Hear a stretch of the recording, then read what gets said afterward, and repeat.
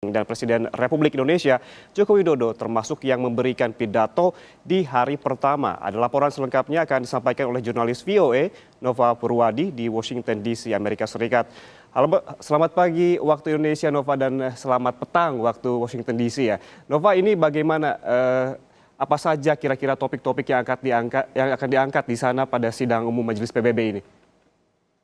Yan Rahman dan saudara, sidang Majelis Umum PBB kali ini memang sedikit berbeda, sangat berbeda mungkin justru. Karena tadinya akan berlangsung meriah mengingat ini adalah 75 tahun sejak berdirinya PBB, akan dilangsungkan sejumlah perayaan, namun ternyata karena berlangsung di markas PBB di New York yang sebelumnya merupakan epicentrum COVID-19 di Amerika Serikat dan di dunia, maka berlangsung secara virtual atau lebih tepatnya semi-virtual. Karena semua pidato disampaikan secara virtual lewat rekaman oleh masing-masing kepala negara atau kepala pemerintahan atau perwakilan pemerintah negara anggota. Lalu ada kehadiran satu anggota delegasi di markas PBB. Berbagai isu yang diangkat, salah satunya tentunya adalah soal pandemi COVID, lalu juga sejumlah isu lain yang masih mengganjal. Sekjen PBB Antonio Guterres sempat menyebutkan ancaman perang dingin baru antara Amerika Serikat dengan Tiongkok. Tapi pada saat yang sama ia juga sedang berupaya untuk mencapai gencatan senjata global dalam perang-perang panas dalam tanda kutip yang masih terjadi di sejumlah daerah konflik aktif. Yan Rahman. Baik Nova, ini kalau kita lihat ada beberapa tokoh yang menarik perhatian yang akan menyampaikan pidato. Seperti disebutkan tadi, ada Presiden Donald Trump, ada juga Presiden Xi Jinping, dan juga Presiden Joko Widodo. Siapa lagi yang akan memberikan pidato nanti yang menurut menarik perhatian begitu? Tentunya perhatian banyak pihak tertuju kepada negara-negara yang biasanya berkonflik atau bersitegang dengan Amerika Serikat, termasuk diantaranya Iran juga sedang ditunggu-tunggu. Tadi pada hari pertama ini juga Presiden Brazil yang merupakan salah satu sosok kontroversial juga. Lalu Presiden Joko Widodo tentunya juga ditunggu-tunggu sebagian pihak karena ini penampilan perdana Presiden Joko Widodo dalam sidang Majelis Umum PBB. Seperti kita ketahui bersama, pada masa jabatan pertama Presiden Jokowi yang selalu mewakili atau memimpin delegasi Indonesia di sidang Majelis Umum dan memberikan pidato di sesi debat umum adalah Wakil Presiden saat itu Yusuf Kala. Sehingga Presiden Joko Widodo belum sekalipun hadir atau tampil dalam sidang Majelis Umum. Dalam sekitar 2 jam lagi Presiden Joko Widodo akan menyampaikan pidatonya. Dan ini tentunya ditunggu-tunggu oleh sejumlah negara sahabat Indonesia dan juga oleh diaspora Indonesia di Amerika Serikat yang dari dulu sudah menunggu-nunggu kapan Jokowi akan datang ke New York. Tentunya juga ditunggu-tunggu oleh para diplomat dan juga di Washington DC maupun di New York.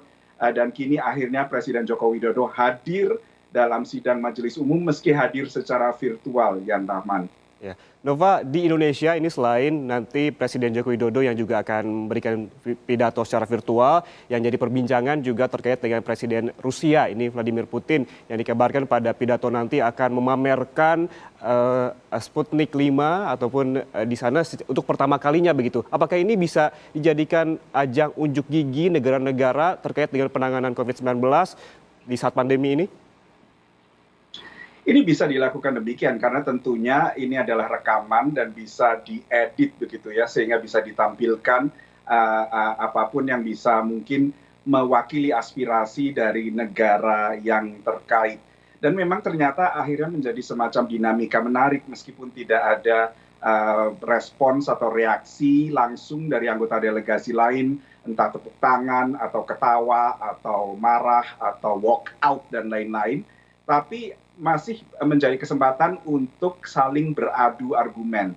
Kita lihat tadi Presiden Donald Trump yang termasuk mendapat kesempatan untuk berpidato, ia mengkritik keras Tiongkok yang dianggapnya sebagai negara yang bertanggung jawab atas pandemi. Karena menurut Presiden Trump, Tiongkok membiarkan saja penerbangan ke luar negeri sehingga virus corona bisa menyebar ke negara-negara lain. Sementara Tiongkok pada saat yang sama menutup berbagai penerbangan dan perjalanan domestik dan memberlakukan PSBB yang melarang warganya untuk keluar rumah. Inilah yang disoroti oleh Presiden Donald Trump.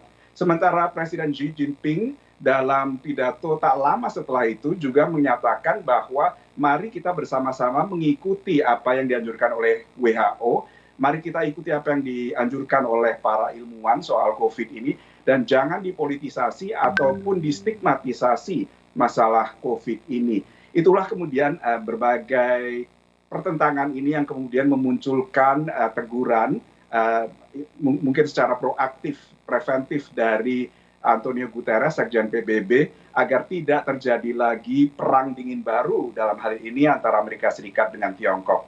Ya, meski secara virtual begitu debat berlangsung secara panas begitu, bisa Anda jelaskan, Nova, sebetulnya apa sih kelebihan dan kekurangannya sidang yang berlangsung secara virtual ini dibandingkan dengan tatap muka langsung begitu?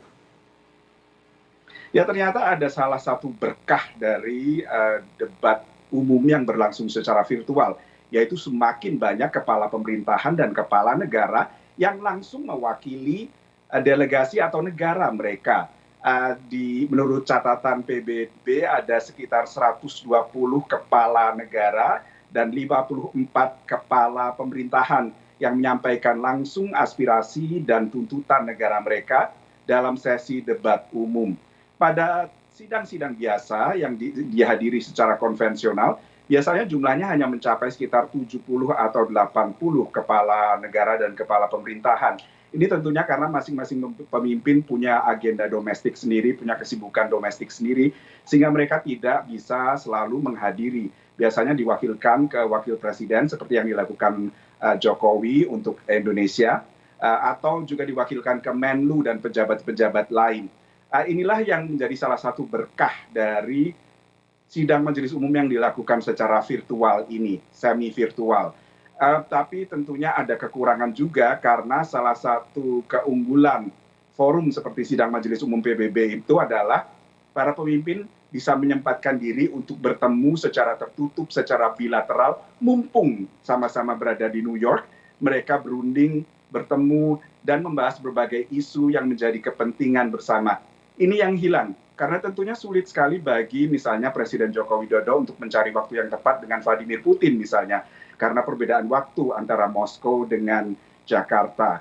Inilah yang sangat menghambat berbagai target-target yang dicanangkan oleh Sekjen PBB maupun negara-negara lain adalah karena banyak kerja nyata atau banyak perundingan yang justru menghasilkan perjanjian dan gencatan senjata juga yang dicanangkan oleh Sekjen PBB. Ini semuanya bisa dicapai tentunya dengan pertemuan tatap muka antara para pemimpin negara yang mumpung masih sama-sama di New York, yuk kita berunding, dan ini sekarang tidak ada karena berlangsung virtual, Yan Rahman. Terakhir, Nova, ini juga yang dibicarakan di mana-mana di Indonesia ini, agar lebih cair sidang Majelis Umum PBB ini tampaknya akan juga menghadirkan pesohor-pesohor dari dunia hiburan begitu. Seperti apa? Apakah ini juga akan terjadi? Yang saya dengar seperti bintang-bintang K-pop begitu akan juga diturut sertakan di sidang Majelis Umum secara virtual ini. Sudah ada satu sesi setidaknya membahas mengenai perdamaian dunia melibatkan sejumlah penyanyi, kalau tidak salah Annie Lennox dan sejumlah artis lainnya. Ini memang salah satu kelebihan juga dari sidang Majelis Umum secara virtual, bisa menghadirkan orang dari manapun mereka berada karena bisa dilakukan lewat pertemuan video begitu. Dan memang peran para artis ini memang mereka memang selalu berperan dalam PBB. Angelina Jolie mungkin pemirsa, mungkin saudara mengenalnya sebagai aktris pemeran Maleficent yang baru keluar, 2 film Maleficent dari Walt Disney. Tapi ia juga adalah seorang duta besar khusus untuk UNHCR, yaitu Badan PBB Urusan Pengungsi.